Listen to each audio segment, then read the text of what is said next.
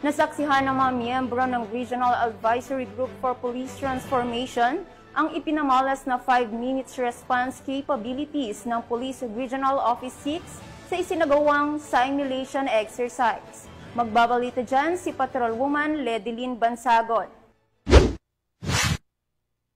Muling ipinakita ng Police Regional Office 6 sa pangunguna ni Police Brigadier General Josefino D. Ligan, Regional Director ng PRO6, ang kausayan at bilis ng kapulisan sa pamamagitan ng 5-minute police response capability sa mga membro ng Regional Advisory Group for Police Transformation and Development 6 na pinamumunuan ni Chairperson Professor Mary Ann Tupas Gumban sa Camp Jufela B. Delgado, Fort San Pedro, Iloilo City, ito lamang ika-17 ng Hulyo taong kasalukuyan. Nasaksihan ng grupo ang kahalagahan at tibong implementasyon ng programa sa pamamagitan ng serye ng simulation exercises. 2 simulation exercise ang isinagawa sa Iloilo City.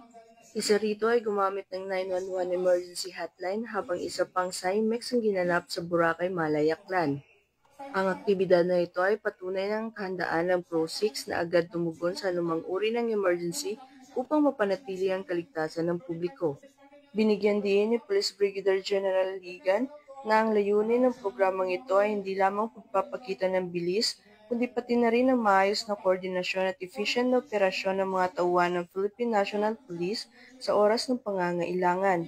Sa panahon ngayon na mabilis magbago ang sitwasyon ng seguridad, mahalaga maipakita sa mga stakeholders at publiko na ang kapulisan ay handa at may kakayahan na tumugon sa loob lamang ng 5 minuto mula sa pagtanggap ng tawag.